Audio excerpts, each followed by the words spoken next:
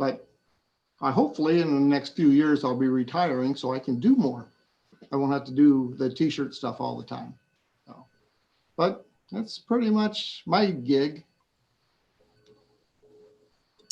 I find it interesting that all of us kind of work more in a personal art direction rather than within an industry sphere. Did I get that right? I mean, yeah. I mean, I feel like the illustration projects that I do take on, I enjoy them a lot, but I don't know, maybe it's something to do with where I'm at in my life. I'm 44. My daughter is about to graduate college. I'm just kind of like, I want to do my own stuff now after focusing on other stuff for so long, if that makes any sense. yeah. So, I think the place where the internet is right now also just makes it a lot more of a viable path. It's no longer this thing of like, there's only fixed careers that you can have as an artist, but you can kind of find your own way and do what you like and figure out the thing that calls to you and go with that instead of having to. And the illustration world has changed like so much. I mean, just as an example, thinking back to, when somebody like Todd Lockwood began in the illustration industry as compared to an artist starting right now, it's very different, I think. I think it's a lot, there's just a lot more competition as well. Yeah, it's it's pretty tough. Like I used to do, like I said, I used to do a lot of game industry work. And the thing is that was 20 years ago.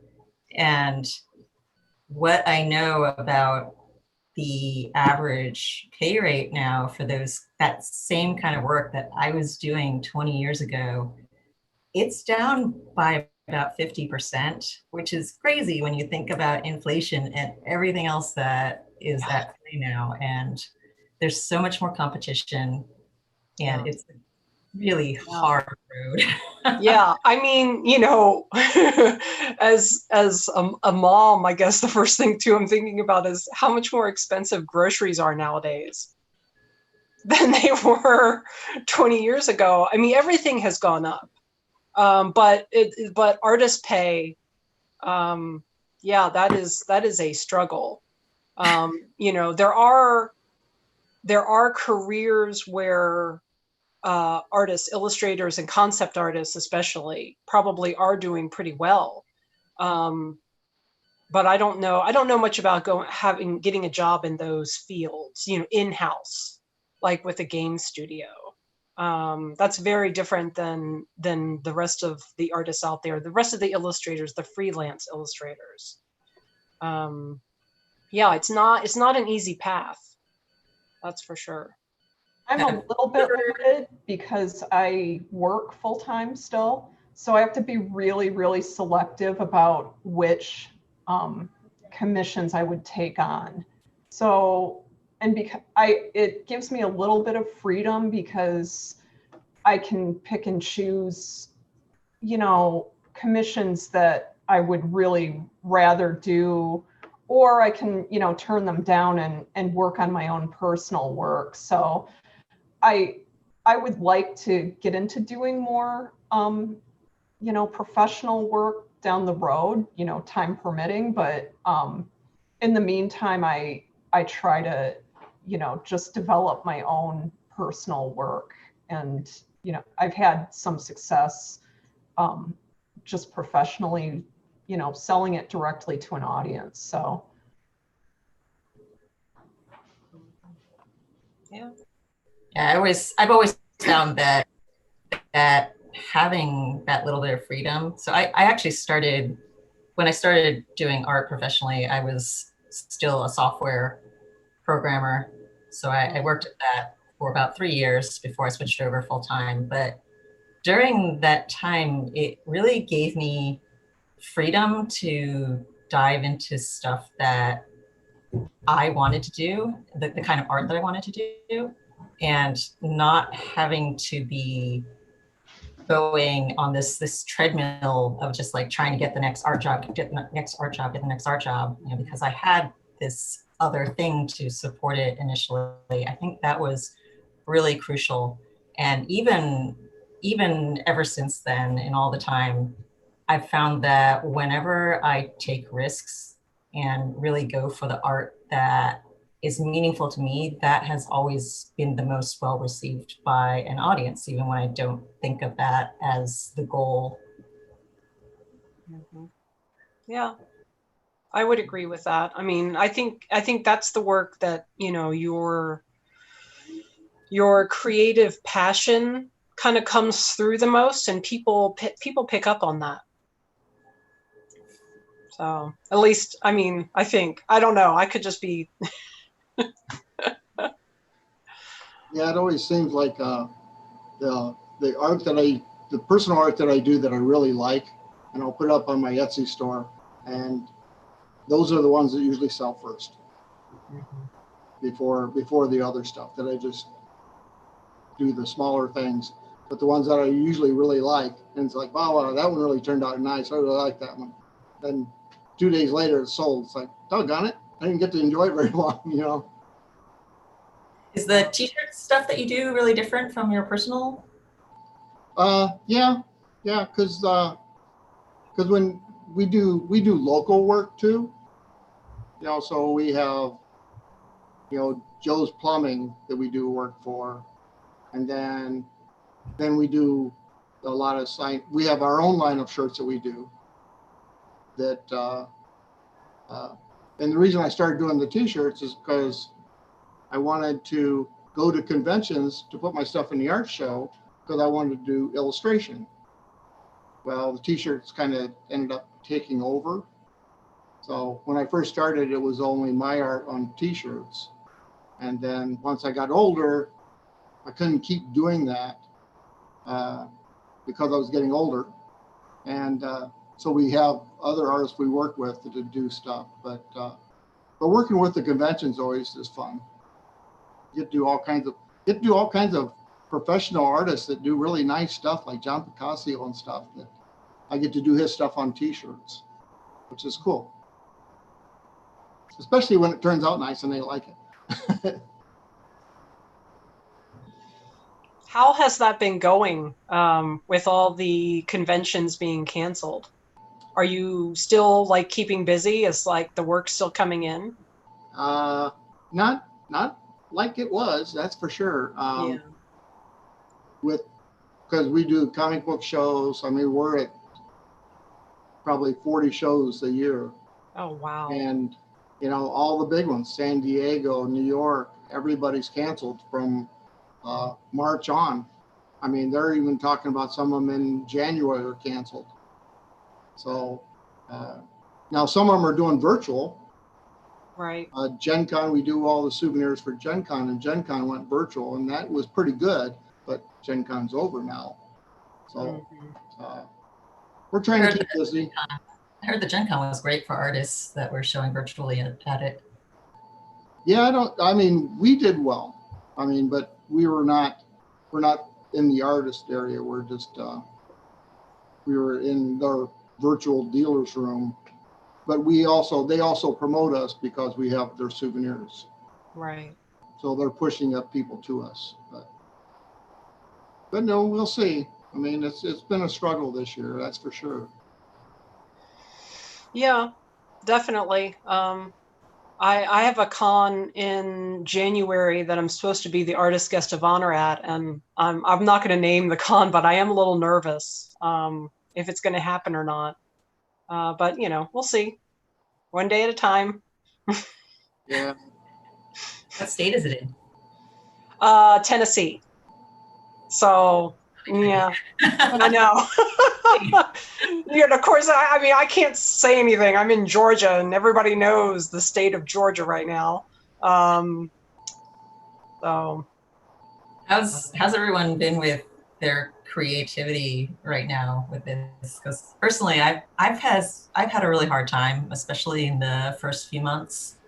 And I think I've sort of gotten into a rhythm now. So I've got a husband and a daughter. She's 10. So I'm dealing with all the school craziness that's all over the news. Yeah. And yeah, so initially I had a really tough time, mainly because I'm used to just having this as my space for the full day and being able to really dive into my art for 8 hours at a time without any interruptions. And now it's just like sound and things going on constantly. I saw a kid run by in back of Rachel's. She's experiencing a lot of that too. Well, But I've got three. on top of that, I've got there's just 7-year-old twins and an 11-year-old. So it's challenging. Yeah, I don't, my daughter is at college and she lives off campus. And she's only in the next county over. But I have my mother here, who was very sick last year. Most people are aware of that. She's recovering from cancer, and I was her caregiver. So I actually, it's been kind of strangely surreal, with everything that we went through last year. And then she had surgery at the end of last year. And so January was all recovery. And then we had February, and then March, everything just kind of stopped again, with the world. So it's been kind of strange. I feel like in some ways last year prepared me for this year. I've had some moments where it's kind of hard to focus, especially worrying about my daughter going back to university, which I'm not thrilled about. But I don't think they're going to be open that long. Yeah. This is her last semester too. And I mean, I want her to finish and everything, but yeah, I'm not real thrilled with the idea of her being on campus. So there's been moments where I feel like I've had little lulls, and then I come out of that and I start creating again. But it is hard. There's a lot more distractions now. Stephanie, I really related to what you said about having like that 8 hours of no interruption. I haven't had that since June of last year. And it was hard. It was a hard adjustment when everything changed. And so I've had to kind of rethink the way I approach my creative time.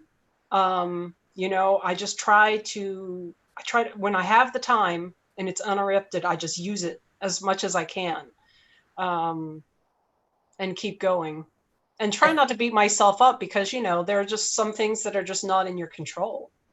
Yeah, I feel a little bit like when my daughter was first born, and there was a big readjustment of my expectations for my creative time and how to go about my work in a way that was going to satisfy the creative needs that I have, because I need to paint. If I don't, I just get really stressed out and upset, and I'm the same way. Yeah, it's actually, I feel sorry for my family too, because I truly get in a very sour mood if I do not have my art time, basically. So no, I understand. Yeah, and so it feels like, and at that point, that was a big adjustment, going from, constant whenever I want to paint, and then I have someone that I need to adjust my schedules to and work with her schedule.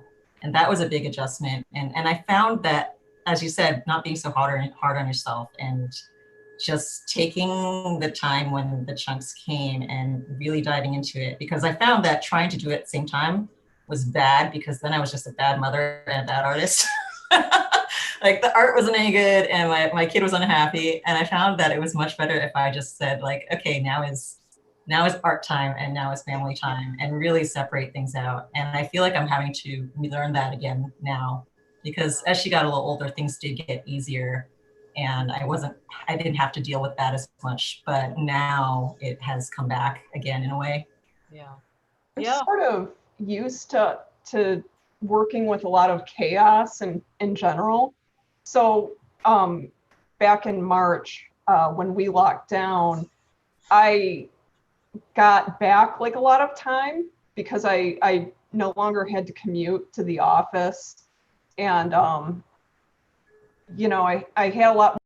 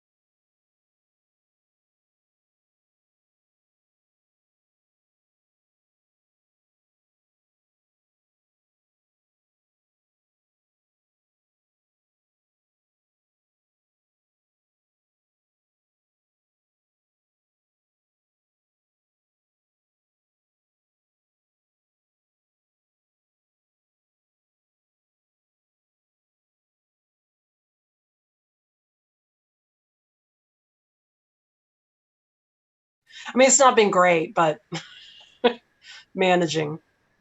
Yeah, I'm in the same boat with Amanda. I think that, and it actually surprised me because most of what I do is selling my work online.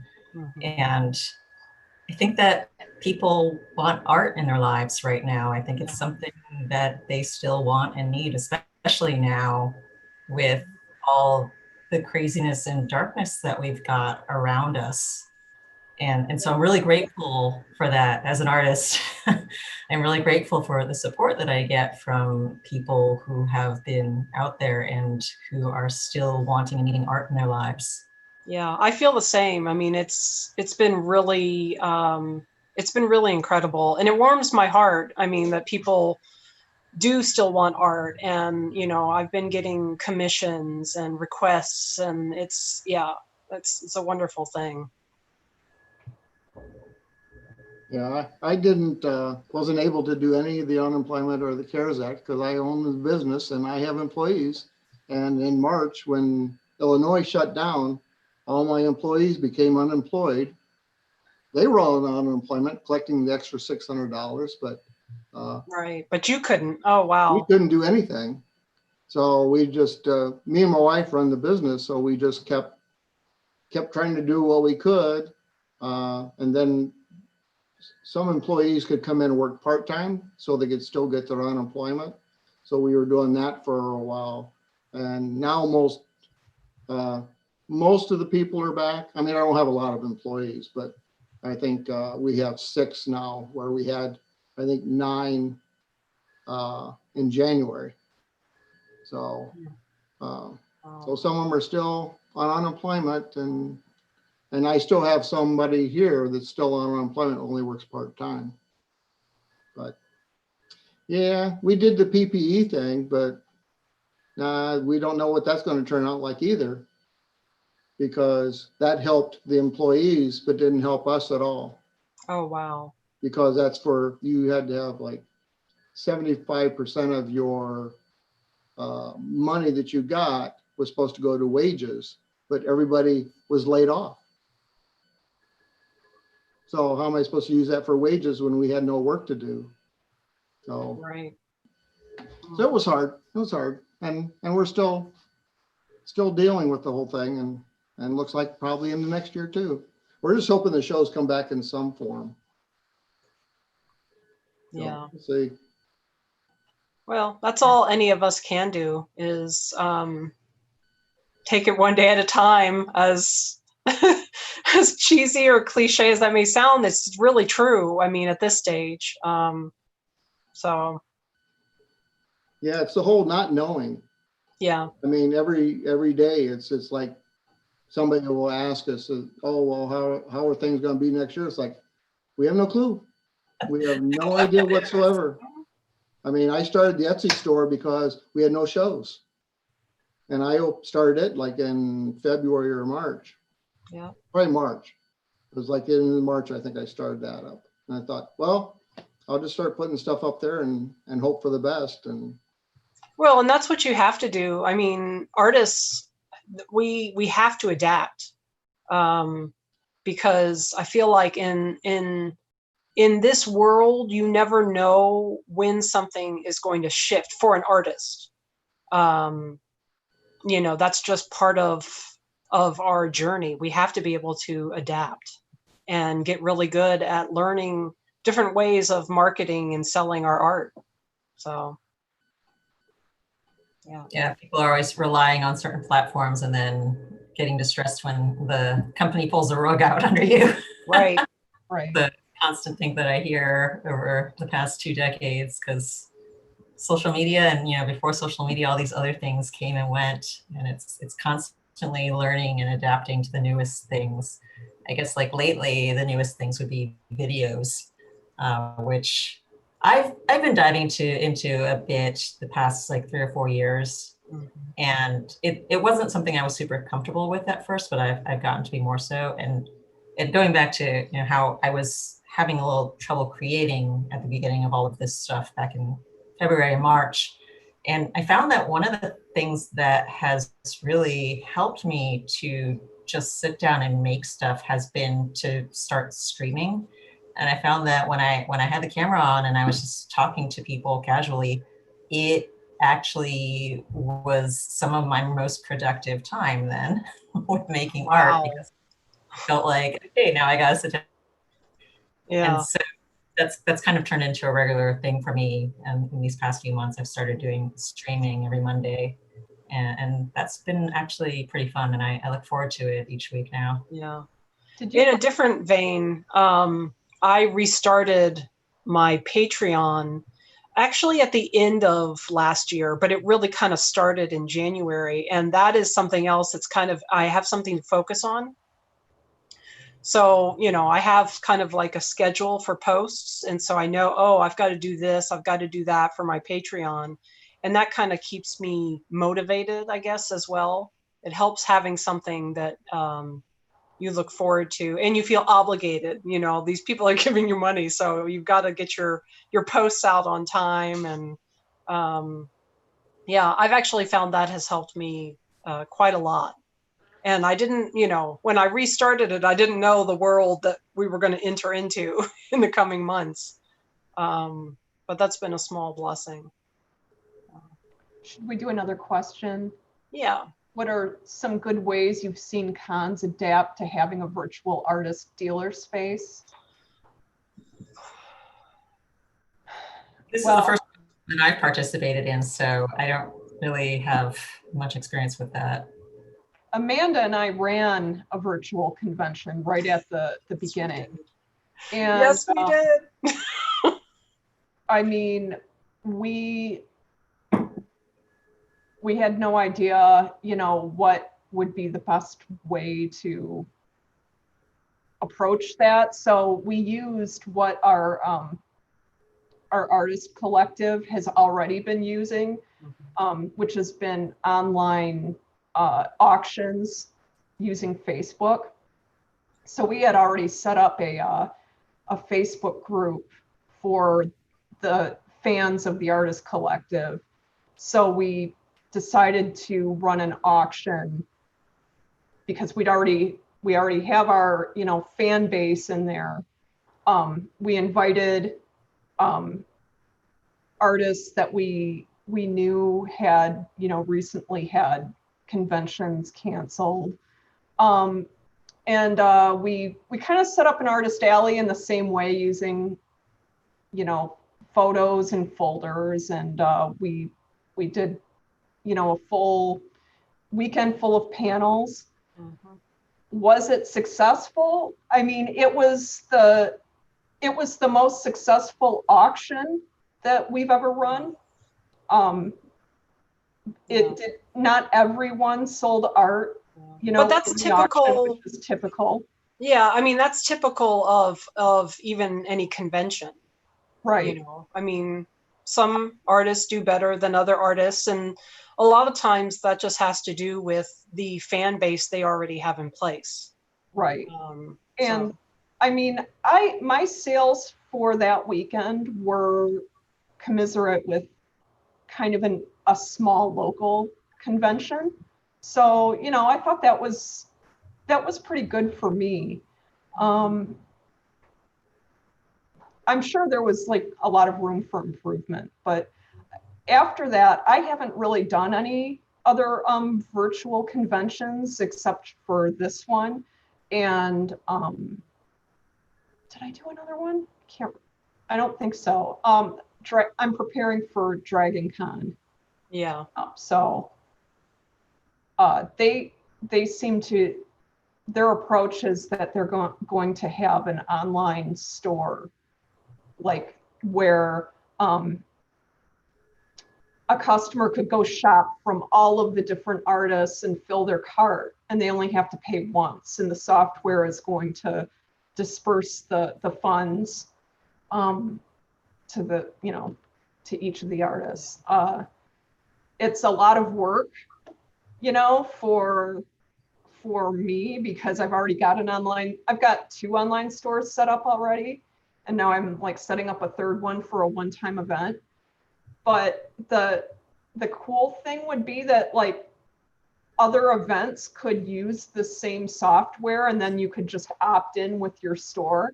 So if like a lot of online, conventions started using it, it would be pretty easy. Yeah. But Yeah, and it's not just limited to conventions. I did a little bit of browsing around the site, and a lot of like art fairs, local city, county art fairs have been using it. Different festivals are using this site. I do think there's potential there, but I also think none of them are probably going to compare to what you would make like at Dragon Con. right. But we'll see. We'll see. Yeah, I haven't done very many virtual ones. There haven't been all that many. Most of them, it's was talked about doing it, didn't have enough time to get it together. Yeah. I don't know how the artists did it for Gen Cons, but we did their dealers area. We also did Con Zealand's. I did their art show, and I also was in their dealers area.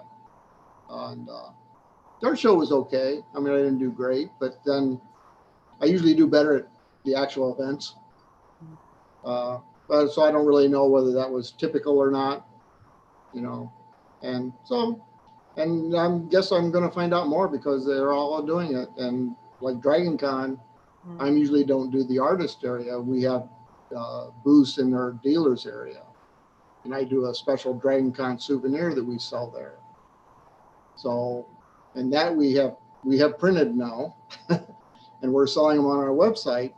But I don't know, and it's the same thing. It's the same as the art show. There's a lot of work to do. If you have 300 t-shirt designs, you can't just put one design up. You have to put one design up and have multiple variations to it because you have all different sizes.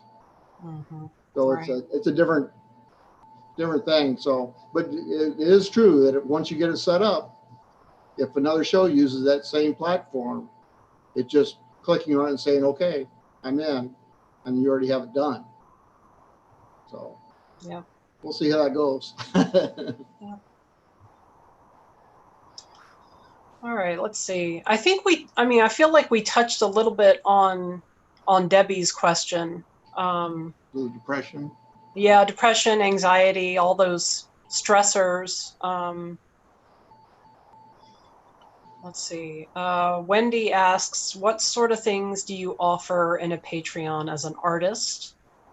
That's definitely going to vary. My Patreon is actually, it's part art and part poetry.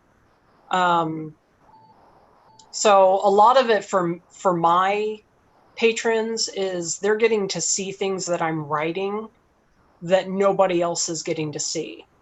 I do have every 6 months, I send out a small little art card, a little print of one of my graphite drawings. That's, like the baseball size card, 2.5 by 3.5. And so all patrons get that every 6 months. But outside of that, it's the exclusive content.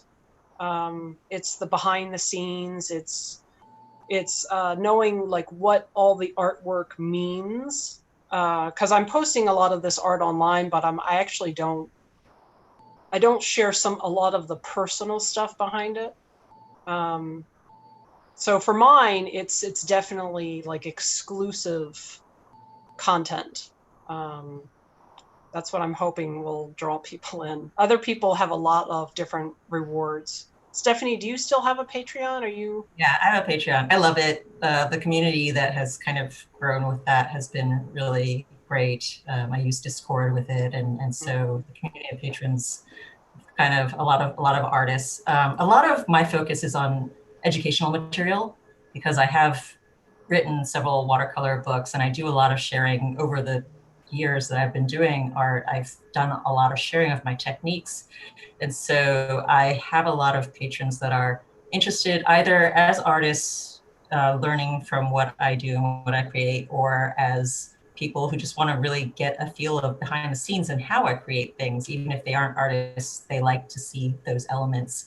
And as you said, talking about more in depth the meaning behind pieces. When I do large series, I like to go in depth with these articles about how everything links up together and what the overall concept was that I'm going for with these. And so, yeah, it gives people a really close look at how I work as an artist and how I gain my inspiration and the things I do to facilitate creating and any endeavor that I create, and any endeavor that I'm working on.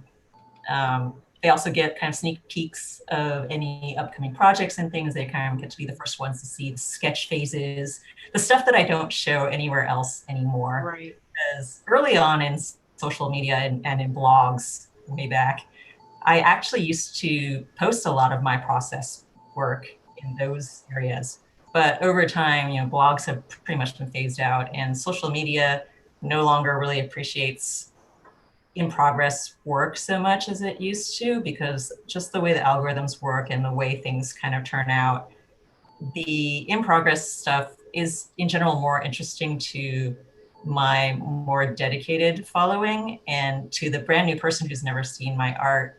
When they come across something that's unfinished, it's not as appealing initially. And so because of that, the algorithm and the way algorithms work, it just doesn't get seen much at all by anyone then. And so I've taken to just like removing that kind of content from social media, and instead it all goes into a place where I know people do want to see it and are getting a lot out of it. So that's what I really enjoy about Patreon. And I've been doing it now for over 3 years, and it's been a good platform for me. Yeah. I'm curious, how are you using Discord? I mean, like, if you don't mind sharing a little bit about that. I mean, do you use it just to chat with your patrons, or is there something more involved? Well, yeah, in general, it is that we all get to know each other. It's a place where people, so we post a lot of inspiration. We have separate channels for a lot of nature inspiration, because that's where a lot of my own inspiration comes from. So people are always posting really gorgeous photos of things that they've taken, of insects, of animals, of plants, Cool. and things. And I have specialized channels every once in a while when I do challenges or sort of group engagement projects where everyone can sort of do their thing with it. So the next one upcoming it's turned into this ongoing thing that I started last October as an ink challenge where I came up with my own prompt list. And it was so for each day of October, it was a prompt with an endangered animal and mythology and folklore that kind of rises around these creatures in the regions that they come from.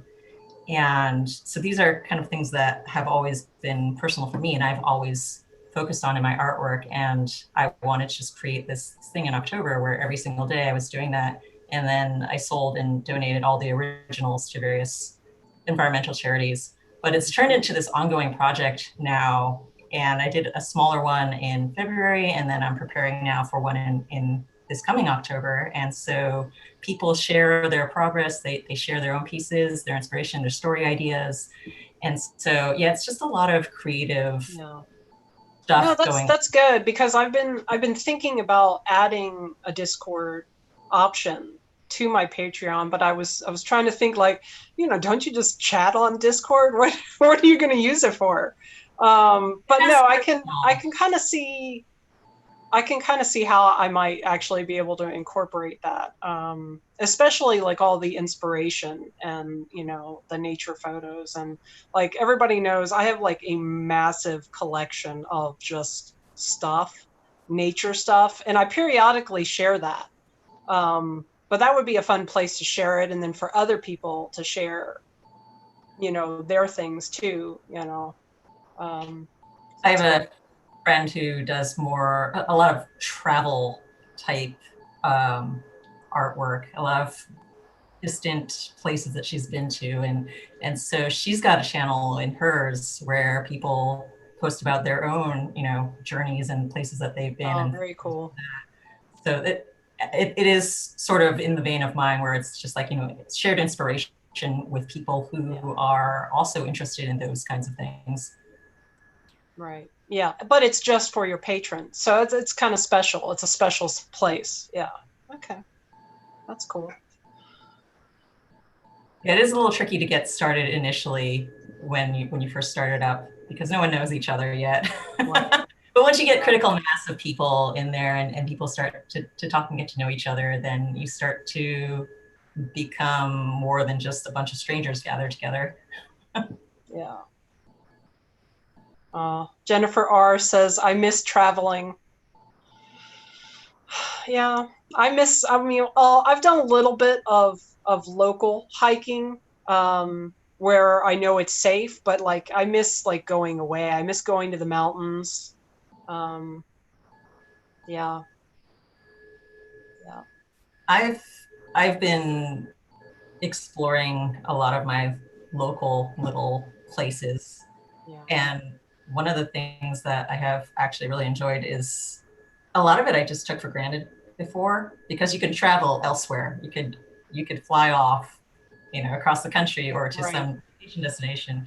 And now I'm here and I can't go anywhere else. And so we've really taken to just exploring every single little nook and cranny around us. And we've found some really amazing little places that are literally, a 5-minute walk from where I live that we just never knew about before, because we didn't take that time to ever explore the things that are right here.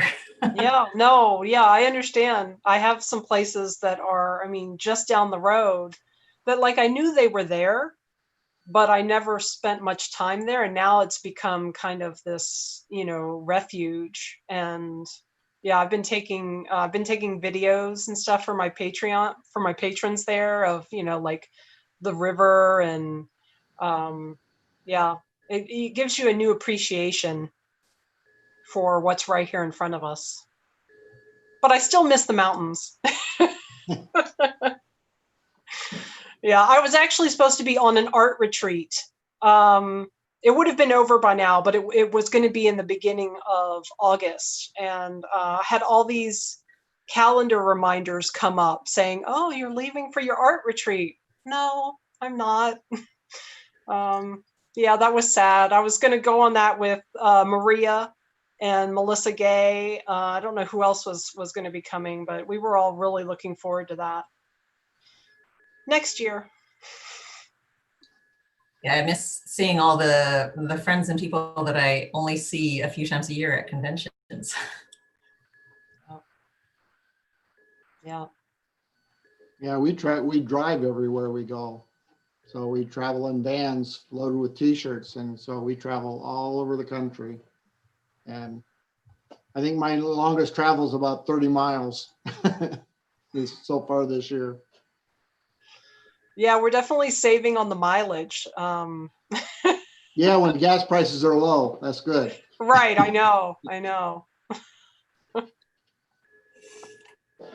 Oh my gosh. I think we have 4 minutes. 4 minutes. 4 minutes. Any last thoughts? What's everyone else been creating? Like, what have your personal projects been? Mine has been getting ready for that next series of animals and with the folktales and everything, which has been a lot of research for me lately, but I'm really excited to get started on that. I might be able to Working show on a something. card game that I'm developing. It's very early stages, but hopefully in another year, I might be able to post more about that on on social media. Are you developing the whole card game yourself? Yes. Yeah. Came up with the rules. That's an interesting part, play testing and whatnot. I've never really done that before, but I have played quite a few games. So Yeah. I don't know if this will show up well enough, but this is some of the work that I've been doing for my Patreon. It's all graphite work, and a lot of it is nature focused and symbolic to me, personal stuff. So that's been keeping me pretty busy. I'm actually working on a coyote hand at the moment. And trying to also work on other things that are, con obligations. When you're artist guest of honor, you often have some art to make. So I have that as well, working on the background, but I can't show any of that. Yeah, I was supposed to be artist guest at one in November, and I was working on stuff for their website, and then they canceled. So I don't have to work on any of that now because they're not doing anything virtual either. You're free. I have a whole year to plan now. Well, I think we're down to the last minute or two. We are. But thanks everyone for coming and hanging out with us. Yeah, I think this has been a good hour. It's been nice talking and hearing what everybody's up to and how we're all managing. Yeah, it's been great. Nice meeting all of you. I don't think I've ever met any of you before. Yeah, Ray, I think we follow one another on Facebook or something. And of course, I've been to Dragon Con many times over the years, but I'm sure I've even stopped by the booth before, but I don't know that we've ever spoken. Probably not. I used to airbrush t-shirts, so I used to sit at the shows airbrushing t-shirts, and I quit that about 10 years ago. So I didn't talk to hardly anybody.